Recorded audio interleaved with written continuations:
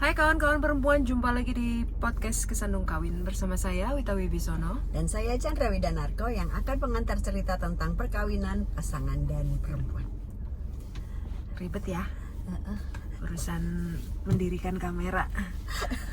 Nggak tahu sih tadi. Rempong banget naruh kamera di mana.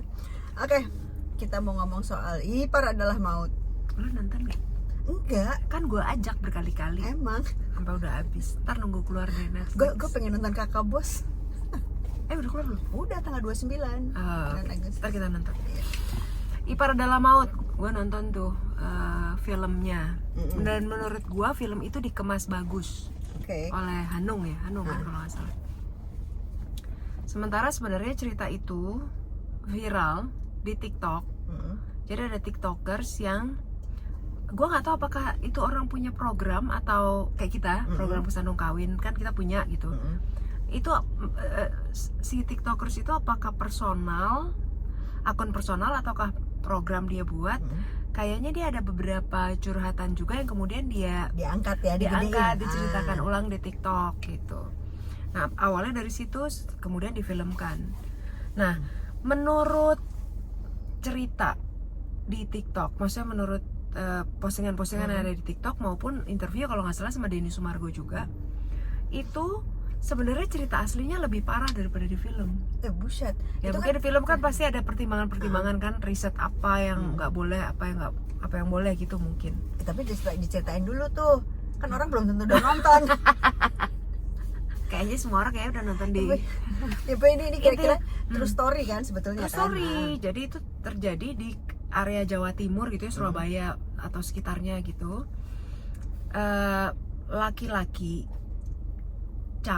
kalau yang di describe ya di film ya, ganteng, pinter, dia dosen dan sangat agamis. Oke. Gitu.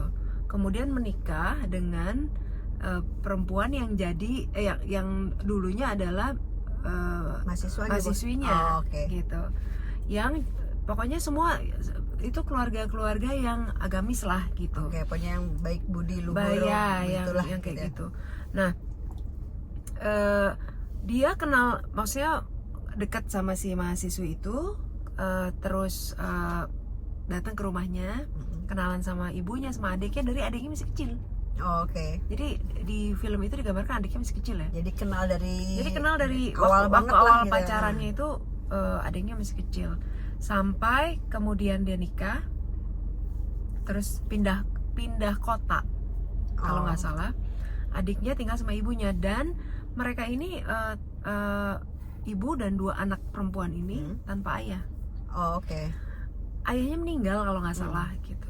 Nah, kemudian satu hari si adiknya ini harus kuliah dan rencananya dikuliahkan di tempat kakaknya, cari kos. Okay. Terus kakaknya bilang, ya namanya sama adek ya, ngapain kos kos, tinggal aja sama kakaknya gitu maksudnya. Disiapin kamar, dibagusin segala macam. Dan kakaknya nih sayang banget sama adiknya. Gitu. Singkat cerita, berawal dari malam-malam keluar kamar tabrakan gitulah ceritanya di film gitu ya. Dia melepas hijabnya, dalam kondisi melepas hijabnya. Kemudian ya, semuanya runtutannya berawal dari situ. Dan ya kita kalau ngomongin Ipar Adalah Maut memang kan sebenarnya ceritanya belum selesai, terus kenapa? Ya intinya mereka selingkuh. Ketahuan.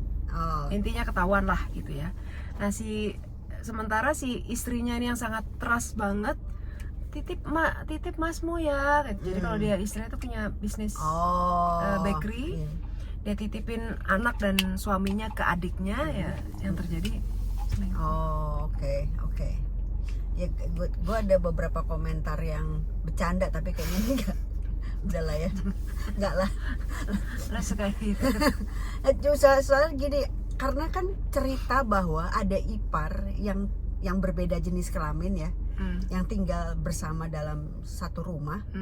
Itu kan bukan cerita baru gitu. Nah, orang-orang tua kita zaman dulu kan selalu gini.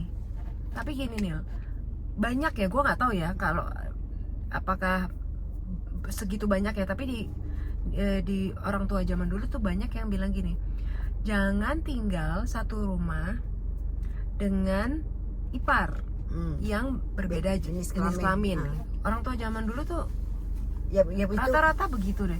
Tapi kesini-sini kan kadang-kadang kan tekanan ekonomi atau dan lain-lain. Iya. Karena gue tuh inget banget dulu zaman gue tinggal di Bandung, itu seinget gue itu ada tante gue, jadi adiknya nyokap yang kecil, karena terus keterima di Bandung, sempat tinggal sama kami, gitu.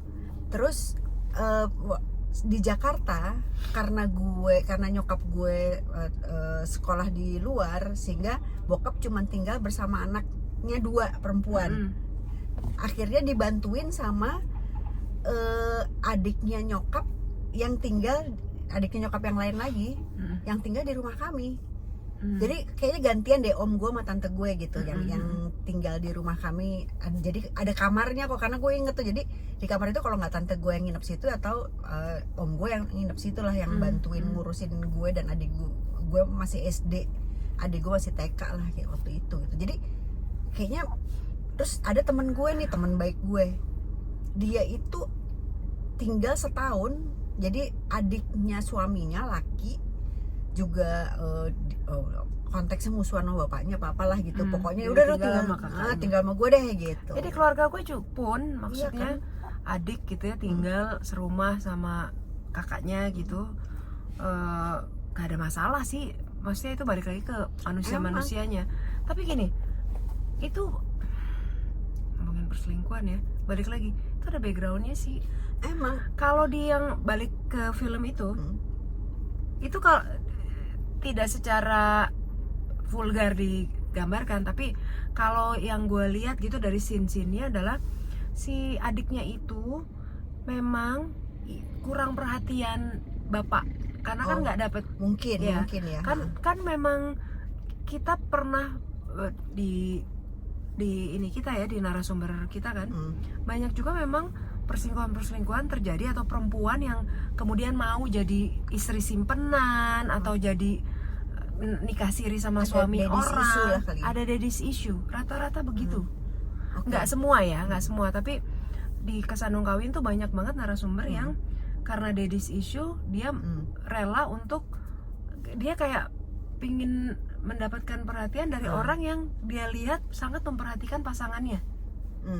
Itu si adiknya di Kesandung Kawin, di Parada Maut begitu. Jadi dia ngelihat, karena dia di dalam rumah itu kan, dia melihat bagaimana suaminya itu sangat care ke kakaknya. Si kakak iparnya itu care ke kakaknya, terus sangat mesra, sangat bertanggung jawab, gajinya dikasih ke istrinya, atau pokoknya sangat bertanggung jawab. Jadi dia melihat itu. Dia melihat sosok itu. Gue jadi inget, ini ada satu narasumber, tapi karena gue tidak dapat approval darinya untuk gue ceritain ulang, jadi gue nggak pernah nyeritain, tapi kurang lebih mirip seperti itu. Jadi gue nggak bisa detail ya, tapi kira-kira gini, dia itu bersaudara itu sangat look up sama ayahnya, dan kayak rebutan perhatian sama bapaknya. Nah kemudian dia itu ngelihat ada temennya dia itu pasangan itu menurut dia tuh cute banget gitu. Jadi si suaminya tuh yang sayang banget sama istrinya gitu, dan kemudian dia merasa bahwa dia pengen dapetin punya itu, dan dia dari suaminya nggak dapet. Jadi ada gitunya gitu. Itu banyak terjadi, yang kalau gue baca ya referensi dari Kesandung Kawin juga, itu daddy's issue. Dan itu sebenarnya kan, kalau orang bilang tapi kakaknya begitu, adiknya nggak begitu, ya kan tiap anak punya memori yang beda-beda terhadap orang tuanya. Dan bener nggak? Ya kayak kita punya satu bapak nih, kok kita masalahnya